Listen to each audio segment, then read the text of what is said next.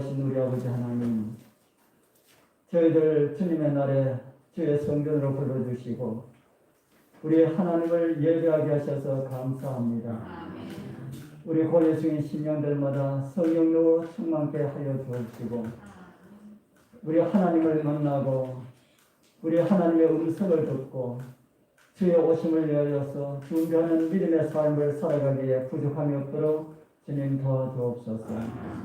아버지, 힘이 연약하고 부족한 종을 주님 세우시고 종의 입술에 주의 성령께서 말씀을 담아주셨사오니 연약한 모습 감춰 주시고 주님의 말씀의 능력만이 증거되게 하옵소서. 우리를 구원하신 예수 그리스도의 이름으로 간절히 기도드리옵나이다. 아멘.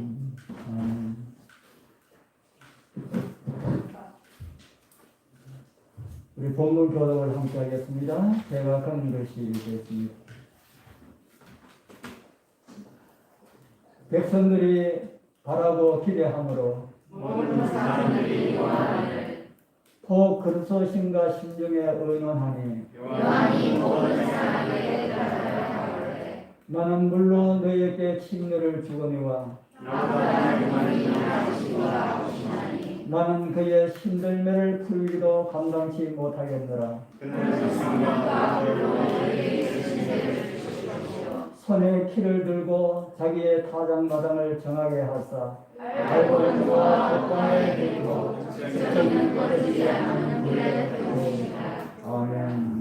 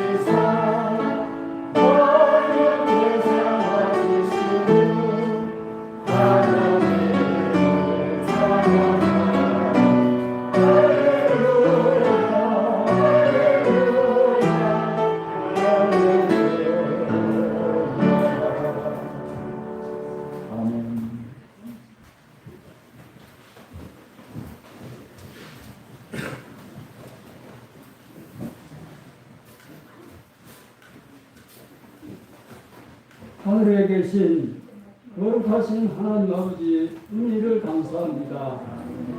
우리 하나님께서 우리에게 구원을 베풀어 주심을 진심으로 감사합니다. 하나님 아버지, 세상에서 낭만과 좌절과 고통 가운데 살았지만 수고하고 무거진 자들아 다 내게로 오라. 내가 너희를 쉬게 하신 주의 말씀에 의지하여 이 자리에 나왔습니다. 주님이 저희 마음에 묵은 모든 인생의 짐들을 주님 앞에 내려놓고 가벼운 마음으로 주님을 찬양하며 영광을 돌 수 있도록 인도하여 주시옵소서. 하나님 아버지, 성도들이 주님 안에서 즐거움을 누리고 영원한 행복을 누릴 수 있도록 주님 축복하여 주시옵소서. 이 시간 찬양과 기도와 말씀으로 은혜 충만한 시간 누리기를 원합니다. 우리 마음속 깊은 데 속으로 나는 예배를 드릴 수 있도록 귀한 시간 되도록 축복하여 주시옵소서. 사랑의 아버지 하나님, 몸에 아파서 고통받고 있는 집사님들을 아버지 하나님 능하신 은혜로 저들 병을 속히 고쳐주시옵소서. 아버지 하나님 은혜를 다하여 주시옵소서. 아버지 하나님, 이제 주께서 길 서시는 장로님께서 말씀을 하시고 전갈 때 성령의 기름을 부어주셔서 말씀을 듣는 것을 잘 증거하겠소. 말씀을 듣는 저희들 하늘 나라로 우리 영혼들을 풍족하게 채워주시옵소서. 예수님의 이름으로 기도합니다. 아멘.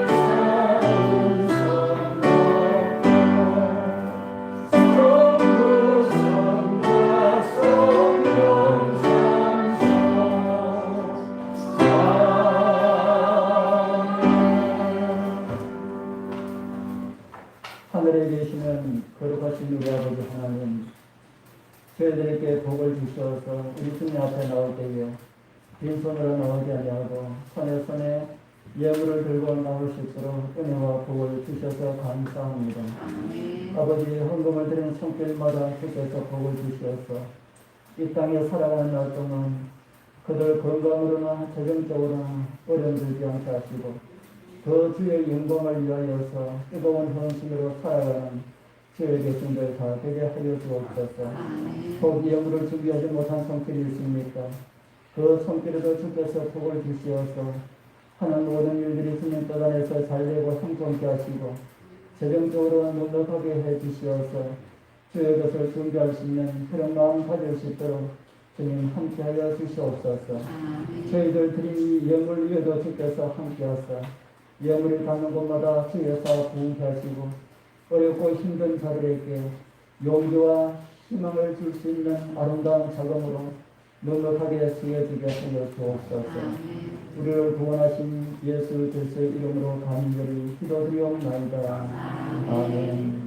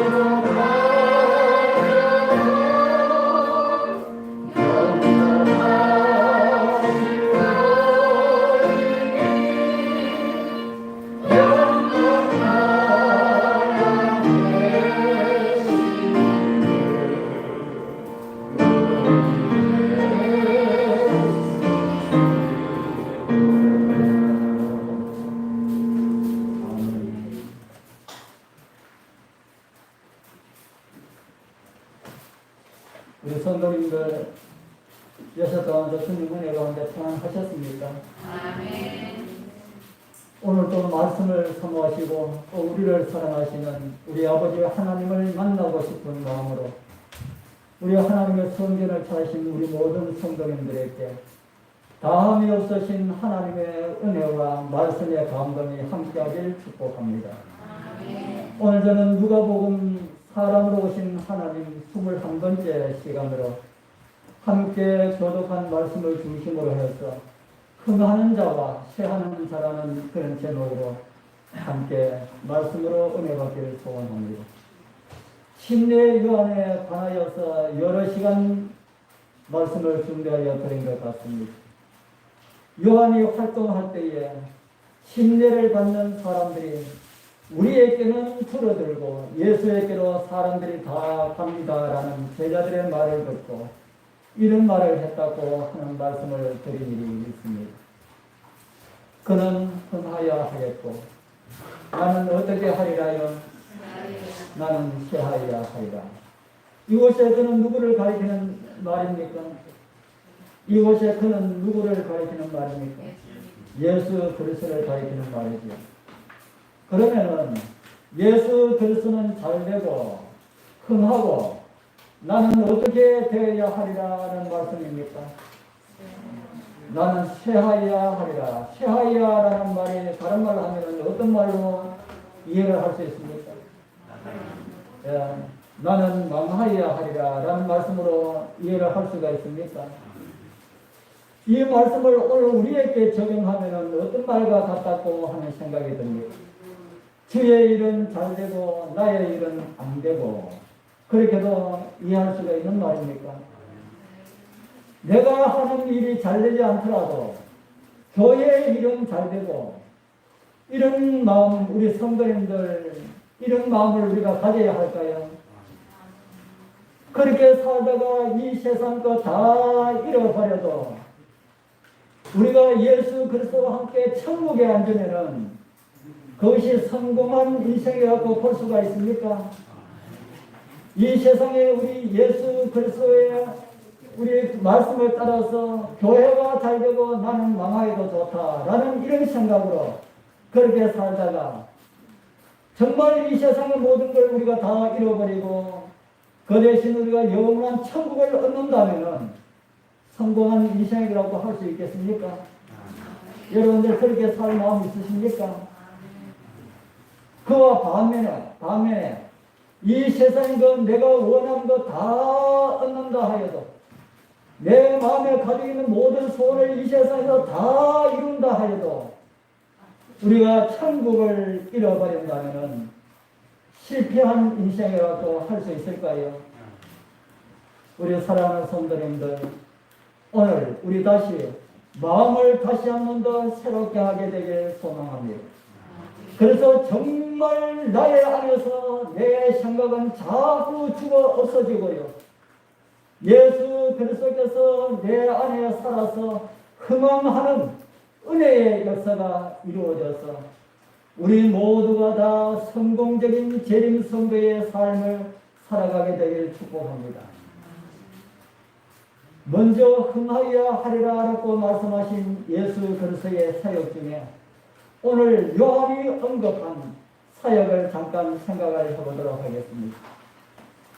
요한의 기별이 예리하고 죄를 책망함에 있어서 두려워하지 않고 책망의 기별을 전하는 요한을 보고 많은 사람들은 그가 혹시 성경이 말하는 오실 자 그리스도가 아닌가 그렇게 생각하게 되었습니다.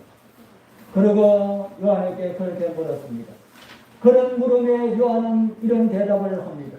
누가복음 3장 16절 17절 우리 같이 한번 읽어보겠습니다. 요한의 말입니다. 요한이 시작. 요한이 모든 사람에게 대답하여 가라되 나는 물론 너희에게 침례를 주거니와 나보다 능력이 많으신 이가 오시나니 나는 그의 힘들매 풀기도 감당치 못하겠노라. 그는 성령과 불로 너희에게 침례를 주실 것이요 손에 키를 들고 자기의 가장마당을 정하게 하사 알곡은 모아 곡간에 들이고 쭉정이는 꺼지지 않는 불에 태우시리라. 백성들이 그런 의구심을 가지고 있으니 요한은 아주 분명하게 말을 합니다. 나는 너희들이 말하는 그리스도가 아니라 합니다. 그러면서 나는 물론 너희에게 침례를 주지만은 그분은 무엇으로 침례를 주실 분이라 합니까? 그분은 무엇으로 침례를 주실 분이라고요? 성령과 불러서 너희에게 침례를 주실 것이다. 그리고 그분은 능력이 많으신 분이시기 때문에 나는 그의 신들매 풀기도 감당치 못하겠노라. 그런 말을 합니다. 신들매가 무엇입니까? 신들매? 예, 신들매를 공동 번역에는 신발끈으로 번역을 하였습니다. 우리 여러분들은 신발끈을 풀든지 묶는다 하는 것이 쉽습니까? 어렵습니까? 우리 아이들 가운데서는 아직도 그것이 어려운 아이들이 있을 것입니다. 그러나 몇 번 풀고 묶으면 사람들에게는 거의 어려운 것이 아닐 것입니다. 그런데 요즘 신들은 묶고 풀고 하는 것이 아주 쉬운 신이 나왔습니다.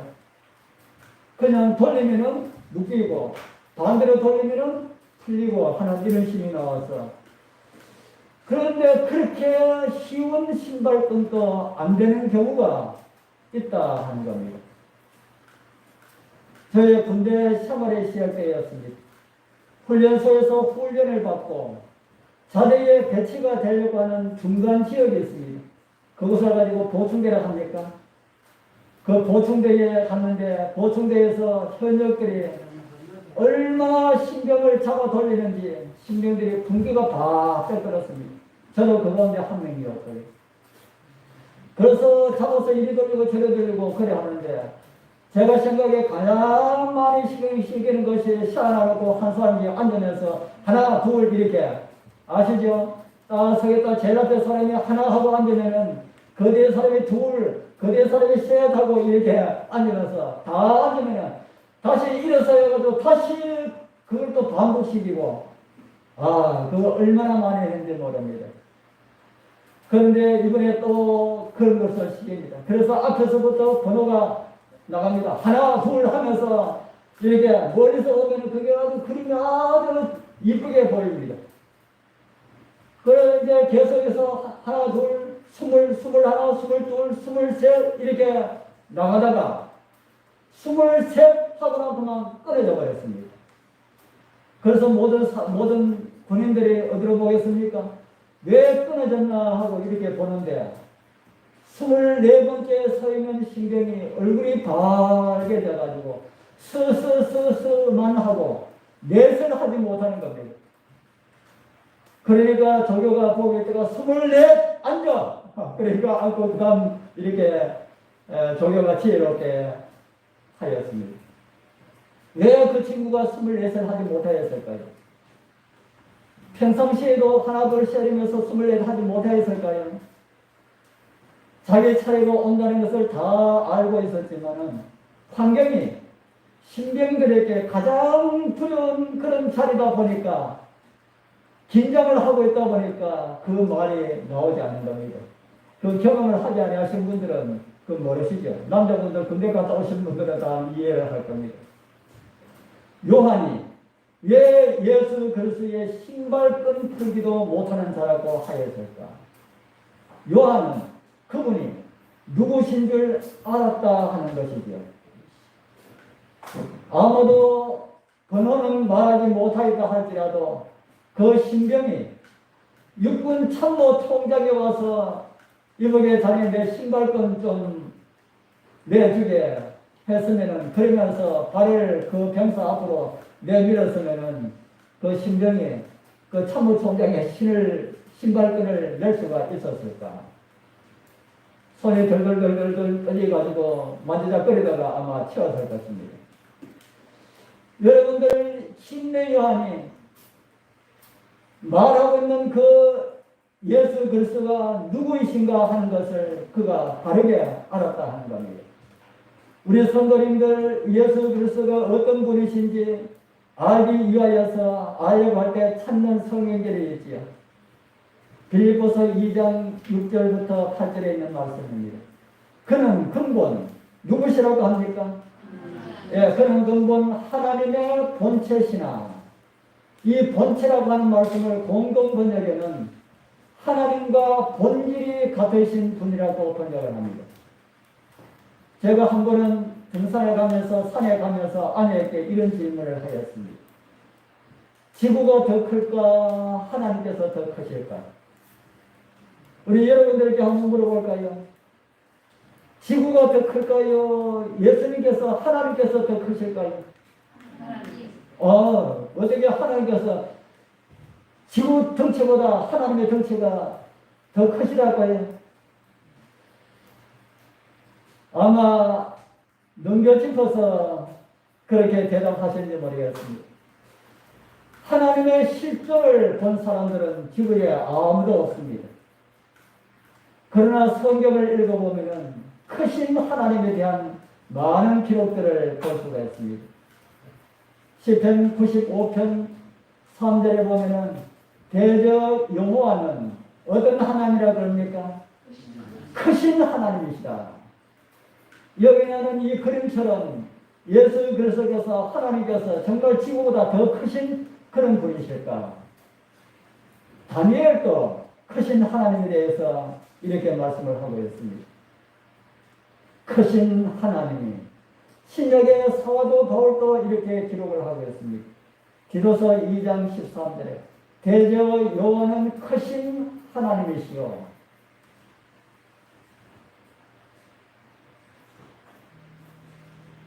디도서 2장 13절에 복스러운 소망과 우리의 크신 하나님, 이렇게 말씀을 하고 있고요.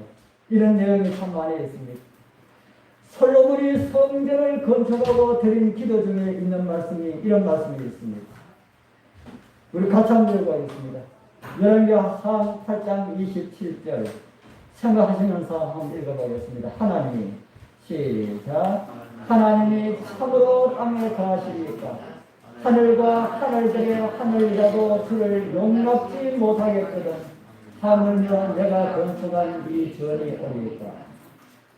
여러분들, 하늘과 하늘들의 하늘은 어떤 하늘을 가리키는 말입니까?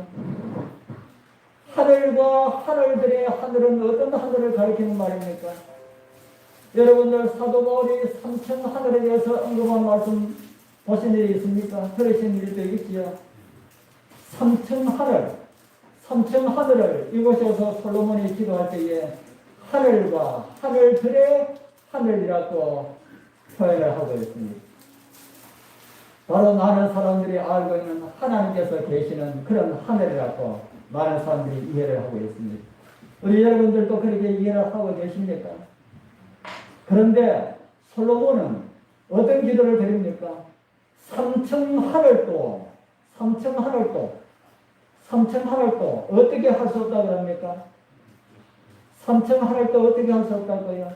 3층 하늘도 주를 어떻게 할 수가 없어요? 3층 하늘도 주를 용납할 수가 없다. 이 말씀은 어떤 말씀이라는 생각이 듭니까?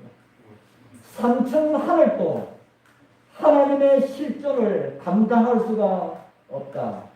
그렇게 말씀을 이해할 수가 있겠습니까? 물론 이 말씀들은 하나님의 실존의 물리적인 크기만을 말씀하는 것은 아닐 것입니다. 그러나 하나님은 크기에도 그 위엄에도 능력에도 모든 것에 우리 같은 죄인은 그 앞에 설 수가 없는 그런 분이심을 성경은 가리키고 있다는 말씀에 그런 생각을 저는 하고 있습니다. 그 하나님 앞에 우리 사랑하는 성도님들이시여 두려워하는 마음을 가지시고 떨리는 마음을 가짐으로 살아가게 되길 바랍니다. 더욱이 하나님의 성으로 일컬어지는 성전에서의 우리의 마음가짐은 어떻게 하여야 할까? 요한이 말한 신들매 풀기도 감당치 못할 것이라는 그런 말씀은 그런 하나님 앞에서 신끈 푸는 일도 할 수가 없는 그런 연약하고 비천한 그런 존재라고 하는 이런 마음가짐으로 우리는 그렇게 살아가야 될 것입니다. 누가 그런 분이셨다는 말씀입니까? 자기를 비우시고 오신 예수 그리스도께서 바로 그런 분이셨다. 계속해서 요한은 이런 말씀을 또 주고 있습니다. 그는 성령과 불로 너희에게 침례를 주실 것이요. 나는 무엇으로 침례를 주면서요? 요한은 무엇으로 침례를 주고서 물로 침례를 주지만은 내 뒤에 오시는 그분은 성령과 불로서 침례를 주시는 분이시다. 우리 사랑하는 성도님들, 여러분들도 성령의 침례를 받으셨습니까? 불의 침례는 받으셨습니까? 성령과 불은 같은 의미로 사용된 것 같습니다. 요한은 와서 물로 침례를 베풀어서 우리도 예수 그리스도를 믿는 믿음을 고백하는 침례를 받았습니다. 그리고 성령의 침례도 받으려고 합니다. 그것은 누가 주는 것이라고 합니까? 성령의 침례는 누가 주는 것이라고요? 예수 그리스도께서 주시는 것이다. 불의 침례라고도 하고 성령의 침례라고도 하는 이 침례는 어떤 것일까? 여러분들 불을 안으면 어떻게 됩니까? 불을 안으면 불 안을 수 없지요. 고기를 짜리짜리 흔드는데 불을 만약에 안으면 화끈하고 어떤 뜨거운 이런 느낌을 가지게 됩니까? 성령의 침례가 그런 침례일까? 그렇게 말하는 사람들의 이야기를 많이 듣습니다. 기도하는 가운데 뜨거운 불덩이가 가슴에 들어오는 것처럼 화끈하고 뜨거운 이런 경험을 하였다. 저는 이런 경험하는 이야기를 다른 교회 사람들만 하는 줄 알았지만 우리 교회 성도님들 가운데서도 그렇게 간증을 하면서 그렇게 하는 이야기를 제가 들었습니다. 뭐 참이다 거짓말이다 하는 이런 것을 제가 평하려고 하는 말씀은 아닙니다.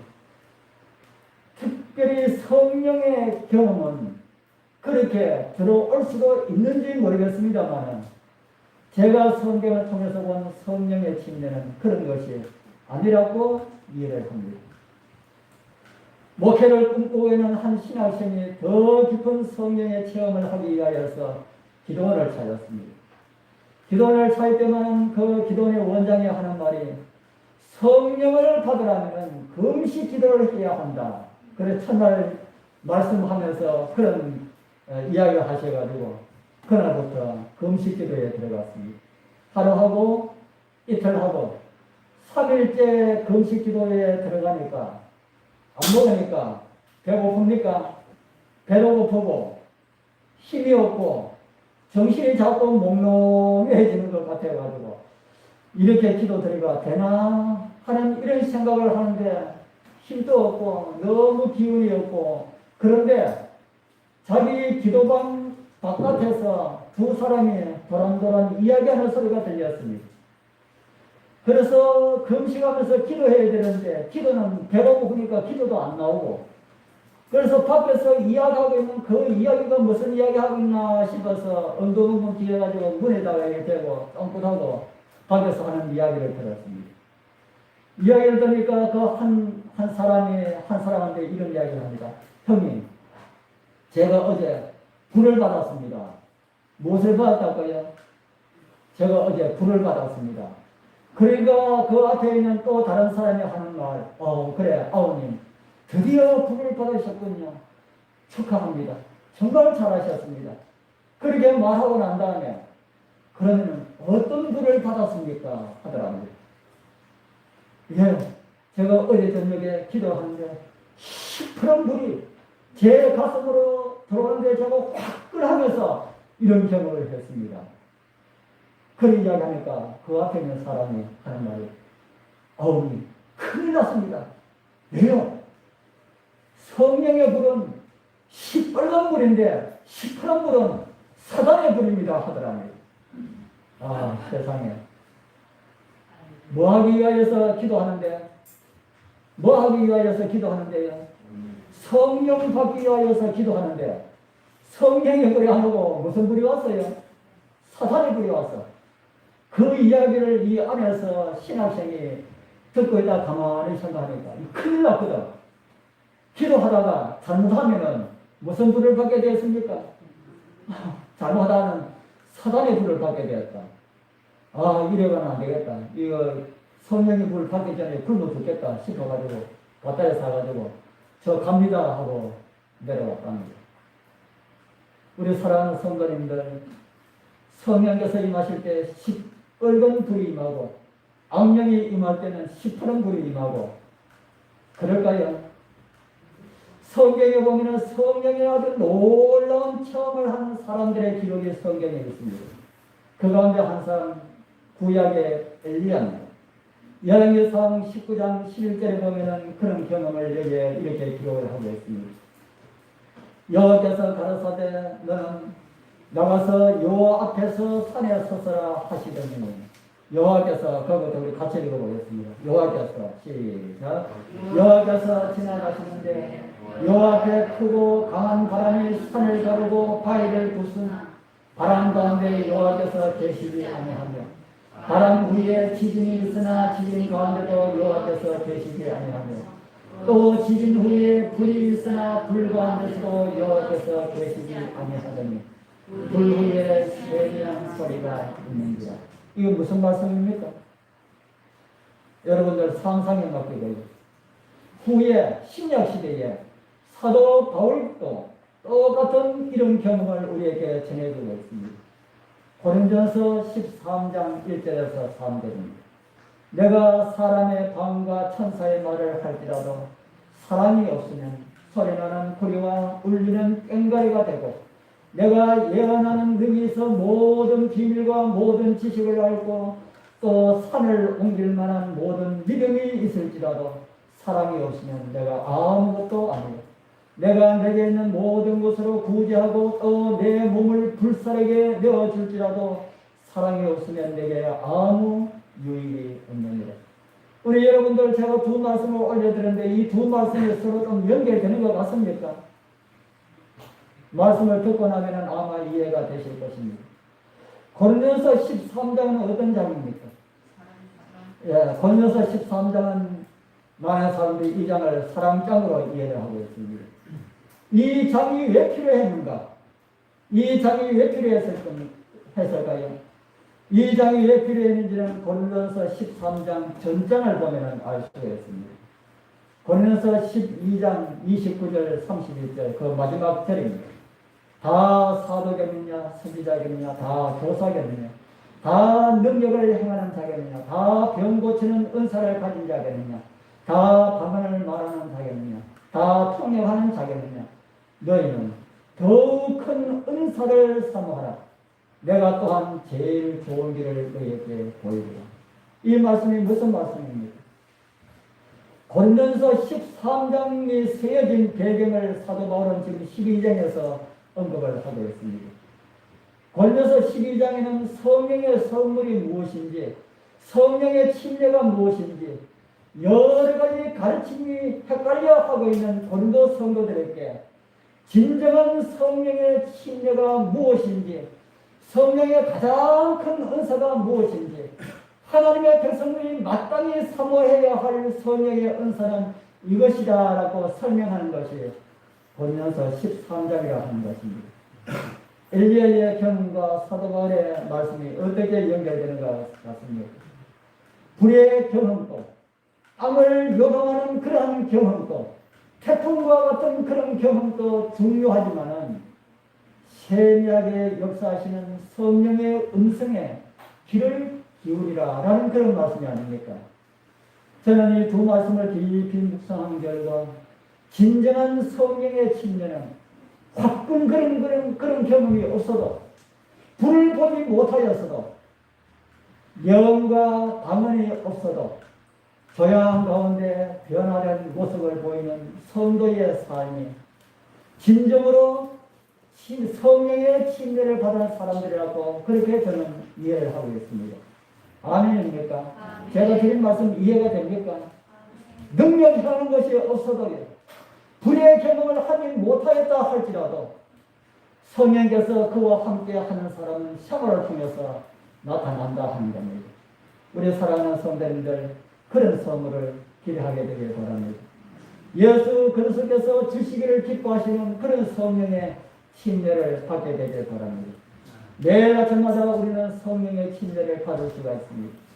날마다 말씀 읽고 그 말씀이 나의 생애를 주관하여 말씀으로 살아가게 해달라고 기도하는 사람들에게는 불이 지나고 바람이 지나고 지진도 지난 후에 세미한 음성처럼 역사하시어서 삶을 변화시키는 하나님의 능력이 함께하리라, 그렇게 저는 믿습니다. 우리 성도님들 그러한 성령의 은혜를 다 함께 받게 되길 축복합니다. 그 후에 요한은 심판에 대하여서 말씀을 주고 있습니다. 요한이 예언한 것처럼 요한보다 6개월 늦게 오신 예수 그리스도께서는 자기를 비우신 하나님, 완전한 사람으로 오셨다 하는 겁니다. 우리가 살펴보는 누가복음의 총 제목이, 제가 누가복음 시작할 때 제가 뭐라고 말씀드렸는지 이해합니까? 누가복음의 총 제목이 무엇일까? 누가복음 총 제목을 저는 사람으로 오신 하나님이라고 저는 말씀을 드렸습니다. 사람이 하는 일은 망할 수가 있어도 예수 그리스도께서 하시는 일은 망할 수가 없다. 때로는 망하는 것처럼 보여도요, 2000년 동안 복음은 끊임없이 전해져서 지금은 온 세상에 하나님의 영광이 가득하다고 할 정도로 복음이 온 세상에 전해졌습니다. 그는 흥하리라 하리라라고 하는 요한의 예언은 영원한 하늘나라가 이 땅에 세워져도 끊임없이 하나님의 나라는 흥하게 될 것이다 라는 말씀입니다. 그 나라를 우리에게 주신 우리 하나님 감사하지 않으십니까?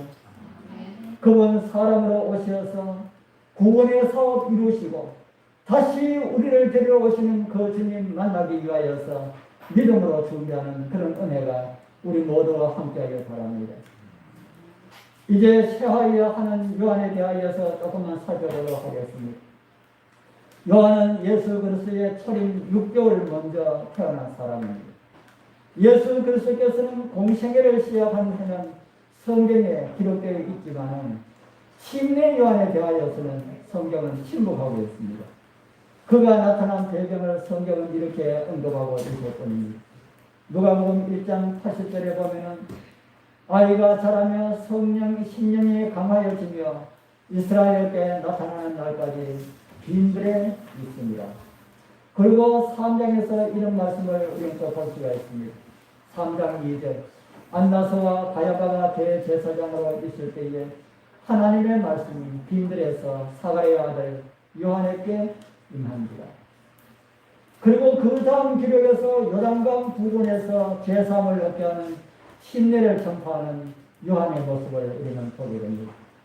그러니 요한이 활동하기 시작한 정한 때는 성경에 기록한 대로 안나스와 가야바가 대제사장으로 있을 때라고 하는 이 시기 외에는 우리가 가늠할 수가 없습니다.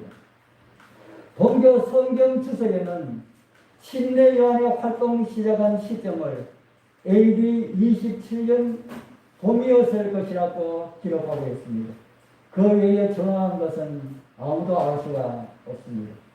성경에 기록되어 있지 않기 때문에 모른다는 겁니다. 그리고 예수 그리스도와 함께 다른 지역에서지만은 같은 시기 동안에 활동을 한 1년 정도 함께 활동을 하였을 것입니다. 그 기간 중 요한의 제자들이 예수 그리스도의 활동에 대한 보고를 자신들의 스승인 요한에게 말한 기록이 있고요. 그리고 그는 흥하여 하고 나는 쉬어야 하리라 라고 하는 요한의 말이 그때 주어졌습니다. 침례 요한은 자신을 따르는 충실한 제자 중 2명을 예수님께 보냈습니다. 그들 중 한 명이 누군지 혹시 아십니까? 침례 요한은 자기를 따르는 충실한 제자들 가운데 2명을 예수님께 보내가지고 예수님을 따르도록 했는데 그 중에 한 명이 요한입니다. 점점 확산되어가는 예수 그리스도의 활동 소식을 들을 때에 침례 요한은 어떤 말을 하였습니까? 요한복음 3장 29절 신부를 취하는 자는 신랑이나 서서 신랑의 음성을 듣는 친구가 어떻게 한다고요? 크게 기뻐하노니 나는 이러한 기쁨이 충만하였노라. 자신은 망해가고 그리스도의 사업은 확정되는 것을 볼 때에 요한이 무엇이라 합니까? 나는 어떻게 하고 한다고요? 내 마음이 어떻게 하다고요? 예수 그리스도의 사업이 확정되는 것을 보고 자기 사업은 망해져 가는데도 나는 기뻐한다. 나의 기쁨이 어떠하다고 합니까? 충만하다. 세상적으로 볼 때에 그 당시에 예수와 요한은 라이벌 관계처럼 많은 사람들에게 그렇게 비춰질 것입니다. 사람들이 다 그렇게 가족이다. 요한의 제자들도 그렇게 생각했는지 모릅니다. 사람들이 다 그에게 가족이다라는 이 제자들의 보고에 요한의 대답은 그는 흥하여 하였고 나는 쇠하여 하리라 하였습니다. 그런 마음으로 살아가는 것이 쉬울까요? 어려울까요? 그런 마음으로 살아가는 것이 쉬울까요? 어려울까요? 아까 시작 때 제가 말씀드린 것처럼 교회는 잘되고 나는 망하여야 할 것이다 라고 하는 이런 말 쉬울까요? 어려울까요? 말은 쉽지만은 우리의 행동은 쉽지 않을 것입니다. 망해도 괜찮다 해가지고 정말 하루아침에 확 망해버리면 저 권호가비가 망해도 괜찮다 해가지고 아마 그런 이야기도 아마 나올 겁니다. 저는 우리 성도님들이 망하기를 원하지 않고 다 잘되기를 바랍니다. 예수님 오실 때까지 잘되고 형통하고 그래서 이 세상에서도 안정되게 살고 하늘까지 갈 수 있는 그런 은혜가 우리 모두와 함께하길 바랍니다. 그런데 요한은 그렇게 하지 않았다 한 겁니다. 예수 그리스도의 사업은 발전적이고 자신을 따르는 사람들은 정체로 줄고 있는 그런 시점에 그 당시에 왕이었던 헤롯이 동생의 아내를 빼앗아서 자기 아내를 삼는 그 일을 헤롯에게 지적함으로 인하여서 헤롯의 아내였던 헤로디아의 충동에 의하여서 헤롯은 요한을 잡아서 감옥에 간 겁니다. 그 일은 예수께서 침례를 받으신 후 약 1년 정도 지난 후에였습니다. 헤롯에 의하여서 감옥에 감금된 요한은 예수님 생각이 나서 예수님께 사람들을 보냅니다. 요한이 예수님을 그렇게 봤는데 이 요한이 감옥에 있을 때에 예수님 생각하지 않았을까요? 그래도 한 번쯤 와주실 만한데 한 번쯤 자기를 구명하기 위하여서 어떤 일을 하실 법한데 전혀 그런 움직임이 보이지 않았습니다. 그래서 요한이 예수님께 사람을 보냅니다. 예수님께 한번 물어봐라고 합니다. 뭘 물어보라 할까요? 오실 그이가 당신입니까? 하고 물어보라고 합니다. 다른 말 하면은 성경이 예언되어 있는 그리스도가 당신 진짜 맞습니까? 하고 그렇게 물어보라고 하는 겁니다. 그렇게 요한의 제자들이 예수님께 와서 그렇게 물었을 때 예수님께서 무슨 대답을 하셨을까요? 그래, 내가 그다 이렇게 대답해야 될까요? 그렇게 대답하지 아니하시고 이렇게 대답합니다. 우리 같이 읽어보겠습니다. 대답하여 시작. 대답하여 가로되 보고 들은 것을 요한에게 고하되 소경이 보면 안전뱅이가 걸으면 문둥이가 깨끗함을 받으며 김머리가 들으며 죽은 자에게 살아나며 가난한 자에게 복음을 전파된다. 이 말씀을 제자들이 하고 난 다음에 그 제자들은 돌아가서 요한에게 예수께서 일러주신 말씀을 그대로 전합니다. 소경이 보며 안전뱅이가 걸으며 문둥이가 깨끗함을 받으며 김머리가 들으며 죽은 자가 살아나며 가난한 자에게 복음이 전파되리이다. 이 말을 들은 요한은 무슨 생각을 하였을까요? 그때에 요한의 심경을 정언의 말씀은 이렇게 기록하고 있습니다. 성경에는 어때요? 제자들은 그 기별을 전하였다. 그리고 그것으로 뭐 하다까요? 충분하였다. 우리 사랑하는 성도님들, 예수님의 어떤 자비를 확인하려고 너무 많이 노력하지 말기를 바랍니다. 하나님께서 우리에게 주신 말씀으로 신의 요한처럼 충분한 답을 삼게 되길 바랍니다. 제자들로부터 그런 소식을 들은 요한은 이사야를 통하여서 예언된 이 말씀이 아마 생각났을 것입니다. 주 여호와의 신이 내게 임하셨으니 이는 여호와께서 내게 기름을 부어서 가난한 자에게 아름다운 소식을 전하게 하려 하십니다. 나를 보내사 마음이 상한 자를 고치며 포로된 자에게 자유를, 갇힌 자에게 노임을 전파하며 여호와의 은혜의 해와 우리 하나님의 신원의 날을 전파하며 모든 슬픈 자를 위로하되. 요한은 제자들의 보고를 통하여서 예수께서는 지금 그리스도의 사역을 선포하셨다고 그렇게 믿었습니다. 마치 하나님의 능력을 보여달라고 기도하였던 엘리야 앞에 강한 바람이 지나가지만 하나님의 모습이 보이지 않고요. 그 후에 지진이 땅을 진동하는 이런 지진이 있었지만 그 가운데서도 하나님께서 보이지 않고요. 또 그 다음에 불이 있었지만 그 가운데서도 하나님께서 보이지 아니하고 그 후에 세미한 소를 통하여서 나타나셨던 그 하나님을 신의 요한이 보게 된 것이다 하는 겁니다. 요한의 제자들이 다녀간 다음에 예수께서 제자들에게 하신 말씀이 이 말씀입니다. 누가복음 7장 28절 내가 너희에게 말하노니 여자가 낳은 자 중에 신의 요한보다 큰 이가 없도다. 그러나 하나님의 나라에서는 극히 작은 자라도 저보다 큽니다. 이제 곧 요한이 더러운 음녀에 의하여서 목이 잘려 순교하게 될 것을 예수께서 다 아셨습니다. 외적으로 보기에는 구원의 보장이나 어떤 하늘의 특별한 은총을 받은 표라고는 하나도 없었지만 요한도 그의 제자들도 듣지는 못하였지만 여자가 낳은 중에 요한보다 큰 이가 일어남이 없다는 예수 그리스도의 이 말씀은 영원한 책에 기록되어서 영원한 세월이 흘러갈 동안 죄 없는 사람들에게 영원히 기억될 것이라고 저는 그렇게 믿습니다. 그렇게 요한은 감옥에서 슬슬이 죽어갔습니다. 그러나 그는 예수 그리스도의 재림의 소망 가운데 잠들었습니다. 이제 멀지 않은 날 제가 잘 사용하는 말 가운데 하나처럼 눈 깜빡하면 지나가는 그 시간이 지났네요.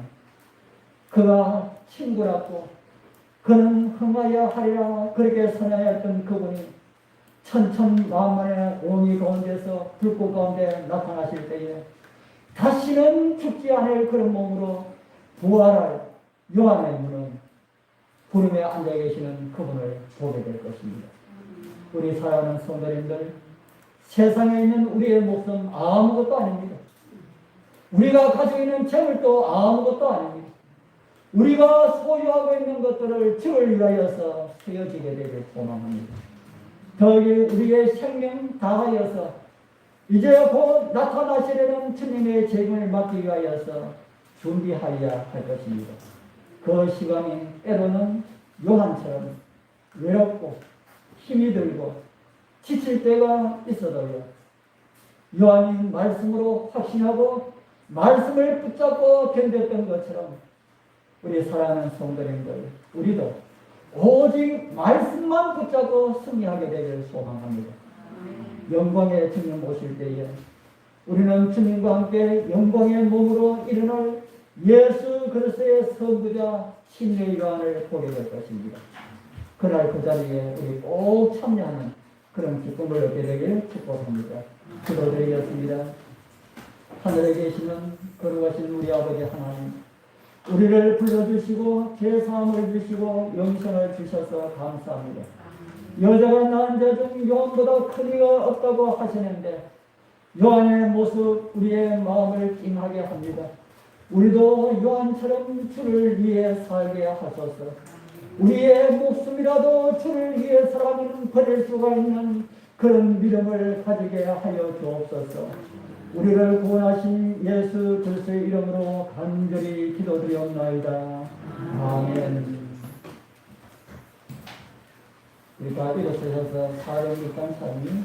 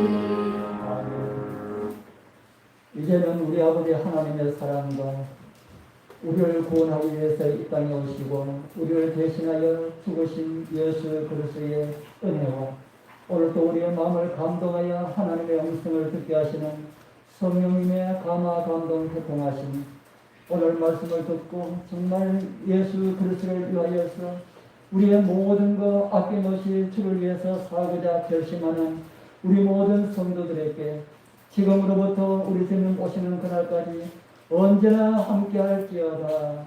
아멘.